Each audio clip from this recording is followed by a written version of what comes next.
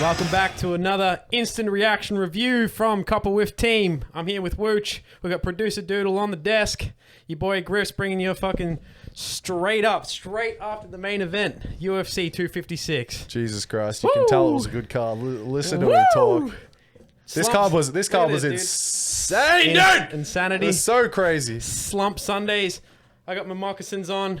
We ready to roll, baby. Yeah, dude. Wooch, main event. All right, Lay us up. The main event was the craziest flyweight fight we've ever seen. Yes, and I sir. don't even think we need to wait for any officials or UFC representatives to tell us that it wasn't. Or was. Because it definitely was. That was a fucking crazy fight. Who was in it? Dude, all right, so we got Davison Figueiredo, the current champ. And then we've got Brandon Moreno. And they both fought. The assassin baby. They both fought 5 minutes ago on the same card. They've come back. They've fought each other, which should have happened the first time. And it resulted in one of the best fights I've ever seen. Back-to-back pay-per-views. Both of these boys are on it. What can you say? They went to war. That's the only... Like, you got the God of War against the Assassin Baby. Jesus Christ. Did these two just go head-to-head, bulls locking horns? Who gives a fuck? What is this stigma about this division being, what, flyweights? They're boring. There's nothing there. There's no names. Go fuck yourself with that, dude. Davison Figueiredo. Monstrous. He's decimated everybody he stepped in there with. Other than Formiga, where he kind of had a flat day. Even in this fight, he didn't look flat. He came out. He was swinging bombs, hands down as he is, moving, doing all that weird movement shit, coming forward, throwing body kicks. Assassin Baby's going nowhere, right? Absolutely nowhere. Moreno's chin is... I mean, what is it in Mexico that gives those boys the They're juice? putting something in the burritos. Yeah, there's something in the water, right? There's something over there in the enchiladas that they're munging down because he looks nothing. Like he's got no muscle tone whatsoever. He just looks like a normal kid. Find a chiseled Mexican. I dare you. I mean, yeah. I mean, Tony was all right back in the day, but Yeah. like now he's looking old. We'll come back to that, but I will just say this though, Figueiredo, we were worried going into the championship rounds that maybe he'd exhausted himself. yeah, the back-to-back But weight cuts and the stuff. way that he fights, like towards the end, where he likes to intimidate you, but he likes to wait for your counter. Yeah. So he'll press you, wait he's for you pressuring, but to he's throw. a counter striker. But he's not a combination striker, really. He's a one. He's never needed he's trying to. to snipe you with full power. He's always like lunging in, you know, car crash almost. He's got like a car crash style where like he pressures, as Wyatt said. He pressures you, but he's looking to counter. And Baby Assassin was just there for all of it, man. He wasn't running away. I mean, he was backing up, but like he was throwing back, kicking with him, striking with him, chin for chin, round for round. I mean, it was so close every round. I didn't see any round where it was like super one-sided. Honestly, until the fifth, when Figueiredo reversed that clinch position, I thought Moreno might have taken it, and I seriously think that reversal in the clinch and like ending the fight on top, Figueiredo got the draw. Ran away, yeah, but we'll have to break it down round for round. I mean, Figueiredo, I'd probably give the first two. Yes. 3 and 4. Second is arguable. It's arguable for all the rounds, but I would probably say Figgy had a lot of damage accumulated in the first 2 rounds. Not that it was, as I said, not one-sided in the slightest. I mean, you have the first 2 to Figueiredo, 3 and 4 to Moreno. The second with the nut shot? I think that was in the third. I think they went 1 and 2, Figgy. 3 was the nut shot, so I believe Brandon Moreno won that round anyway. Yeah. So that would make a 10-8 round.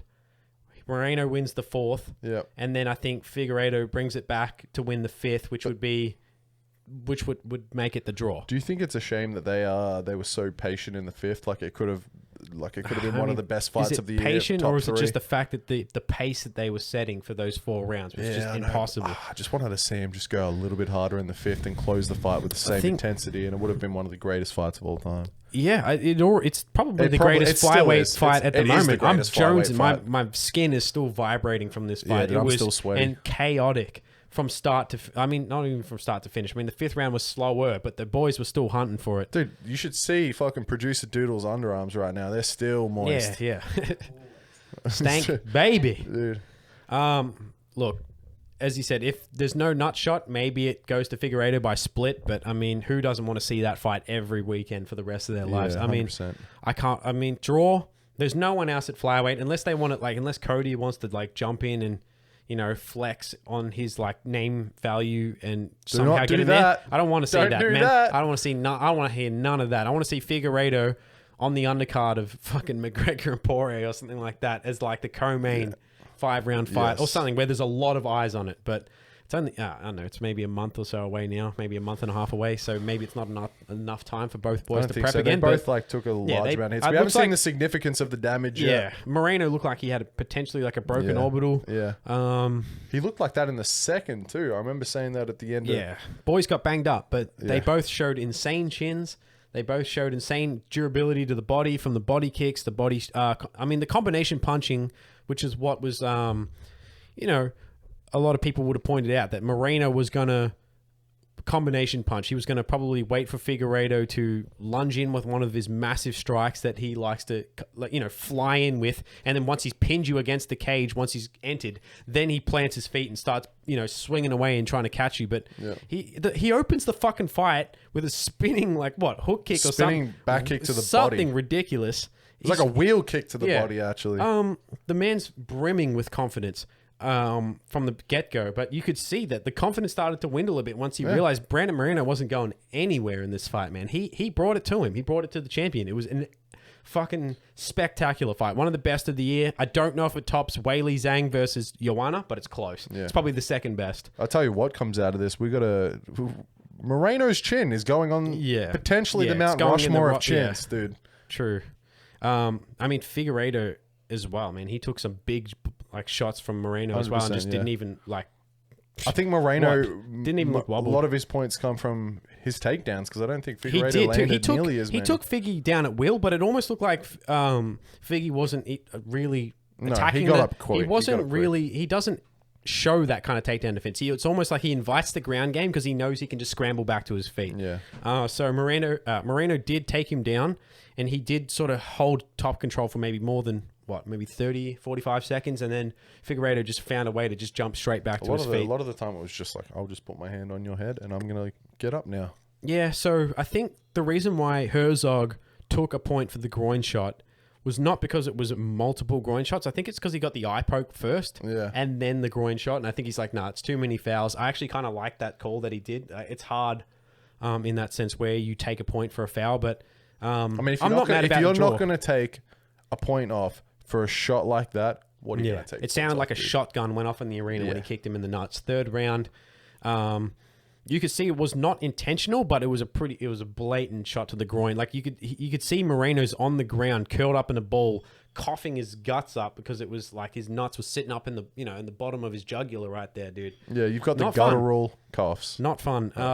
For someone to get kicked in the nuts that bad, like where the echo of the cup coming through throughout the whole arena, that he got kicked in the nuts by a world champion. Even with the crowd there, I think you would have heard that. Ooh, yeah, it was rough. So I always like it when guys take as long as they want for a groin shot. He could have taken longer. He could have taken longer, but props to him, man. He's tough. Yeah, he is so tough. Most. I can't wait to see that fight again. That's all I'm going to say. Like, whether or not you argue the draw, I do think that point deduction had a lot to do with it. I probably personally would have scored it for Figgy 3 rounds to 2. I thought he got rounds 1, 2, and 5. But, every single round was close. I'm almost never satisfied with the draw, but in this case, I'm satisfied seeing a draw. I'm surprised they don't do a lot more draws, but it is that kind of, 10-point must system, especially when there's a point deduction. It does make it hard. Dana White's he doesn't want anything to do with boxing, and he's gonna make no Cody Garbrandt fight. Let's be honest about that. There's no Cody Garbrandt. No one wants to see that fight. That needs to be rematched as quick as they can get that back together. As long as both boys are still in solid shape, there's no broken orbital bones, there's no suspensions from the commission for injury. Throw them back in there. Inject that shit right into my veins. I cannot wait. Flyweight has never been better, I reckon. Oh yeah. All right, co-main. Sadness. Yeah. If we're going to address the elephant in the arsehole, I don't think Tony Ferguson looked anything like... The Tony Ferguson we know is done. The Tony Ferguson that should have fought Khabib in 2016 is no more. And I'm just going to say this right now. He should retire. He's not... I don't want to see him fight again. The run at lightweight is... He's not going to get another title shot. The run is rough. He is old. I don't want to see... dude, the Charles Oliveira fight was a decision, and it was a 30-26 unanimous decision. Yeah. Coming off a fucking beatdown from Justin Gaethje. I don't need to see that another Tony Ferguson fight like that. It's one of those things where if we look back at in the history, Tony might be one of the best lightweights, maybe the second best lightweight of all time in terms of like the run he was able to put together in the company at 155, 12 fights in a row. But those last 3 fights, I think Kevin Lee fight, he looked good, but like he gave up a lot of positions on the ground. Yeah. The Pettis fight, he submitted him from the bottom. he won, but like, yeah, it's not like, I truly believe the best version of Tony was in the Rafael dos Anjos fight. Yes. And even then he got pieced up in the Barboza fight, but you can see like if you put this fight or even the Gaethje fight and you watch Tony for 5 seconds and then you go and watch him against Edson Barboza, hit the speed difference that that has dropped off in those few years, the wars, the tolls that those wars that he's continuously had to accumulate year after year, fighting killer after killer. Also, it's back then, caught up to him, RDA man. and Barbosa were doing very well. Yeah, both and of them then did now well. they're not doing so well, so it's hard to forget. Like they were, like there was one point where Barbosa was like 3rd on the lightweight division or something like that, and he beat him. So look, it's rough for Tony, man. It's heartbreaking. It's one of my favorite fighters, but Father Time will catch up to everybody.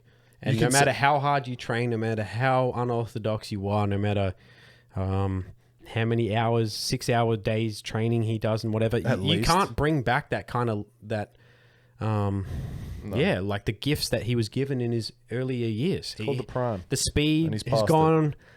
His confidence looks like it's dwindled. Charles Oliveira, we're talking a lot about Tony. Charles looked excellent. He fucking mollywopped Tony on the ground. He did not look in trouble in any position on the ground, and I did not expect that at all. I thought Tony would rival his ground game. I was wrong. Charles 100%. Took him down at will. He dumped him several times. He controlled every position. And when he dumped him, he was on top of him. He was not removed from top position. Tony could not get him off. He couldn't move top position. And he couldn't do anything from the bottom position. And Charles was banging him up on the feet too. Like, looked like Tony just couldn't make any kind of read on his range. Charles was way faster, way more precise. It was hard. Yeah, as I said, all I can say it's heartbreak because I'm such a homer for Tony, but I love Chucky Olives too. Yeah. To cap off now an 8-fight win streak, you cannot say that this guy's not basically the number 1 guy in the division moving forward. Like, he should move up to 4th on the. I think he should be higher, man. I think he should be higher. Or above. I mean, we're talking like Conor now. If you want to be 3rd, like, I do believe that he is in the position to fight the winner of McGregor and Poirier. I don't think that it's fair for him to fight anyone else lower or anyone else. You just beat Tony. Like, either you got Gaethje, Chandler. I just don't think those guys are in that ballpark. I'd like to watch him fight Poirier. Yeah, no, but like, think about it. Like, both Chandler and Gaethje are the only 2 guys who would probably be ranked above him. I mean, if you're going to rank Chandler, they're both coming off of losses. Like, Chandler lost to Patricio in his last fight. Gaethje lost to Khabib in his last fight. Fucking Charles Oliveira is riding the longest win streak in this division at the moment, outside of Khabib, who's retired. He should be fighting the winner of Poirier and McGregor. I really believe that. He should be the number 1 guy in that seat. Lightweight's so tied up right now. I mean, it would have been cool to watch him fight Hooker, but... Look, so the only people who would be ranked above him now, technically, if he beats Tony, he's ranked above McGregor. Yeah. So it just really depends if McGregor beats Poirier, which I believe he will. Yeah. He might get the Poirier fight after all. He might... No, I think he fights McGregor. If McGregor wins, I think he'll fight Conor McGregor afterwards. Like, there's no one else. So? I mean, who else is there? I don't know. I don't think... How often does Conor fight? I think Conor can wait around. Yeah. Wait around for what? Wait around for money or gold? Yeah, so who's on the other side of the bracket if he's waiting for gold? We don't know yet. Charles Oliveira's won 8 fights in a row. How do you deny that guy? I'm just saying, the way the UFC usually operates is Conor is going to get the title shot when Khabib is not there. Yeah, against whoever it is. No, so that's what I'm saying. Whoever it is probably Charles, because no one else is on the kind of win streak that Charles Oliveira is on. He just beat Tony Ferguson, one of the longest, top 5 ranked fighters in that division's history. He's been a staple of this division forever. Yeah, and as you said it perfectly as we were watching it, it was probably a passing of the torch moment. It really looked like young Tony was fighting old Tony, and young Tony just kind of beat old Tony up and just said, "Hey man, like I'm that boy now. Like I've got the fucking fresh, bleached, Super Saiyan hair going. Looks fantastic. I'm in peak condition. It looks terrific. He looks more confident. Yeah, more confident than ever. More skilled than ever. He's a dangerous matchup for everybody in this division. The only fighter I see who probably on paper would give Charles Oliveira the hardest fight is Gaethje. I think Gaethje's style is probably poison for Charles Oliveira. Otherwise, I think he's competitive. Force him to fight, stand up. Yeah. And the leg kicks and just like the breaking of will. No one's going to break your will. And I said that about Tony. Gaethje is a different level at this point. Like, he will break almost everybody. So, as long as he avoids the Gaethje fight, he should be in the runnings for a title shot, I think. You can't deny the man 8 fights in a row. You can't say that he's not in line for a title shot. It's preposterous. In saying all this, like, I'm really happy that Oliveira won this fight. I'm really happy to see him go from like a, I'm not going to say a journeyman, but a mid-tier opponent to somebody who's matured into a crafty, elite, and he's young, savvy veteron who knows how to win. Young. Yeah, he's not old. He's not. What is he? 32? I think 31. He's 29, isn't he? Is he that young? Doodle.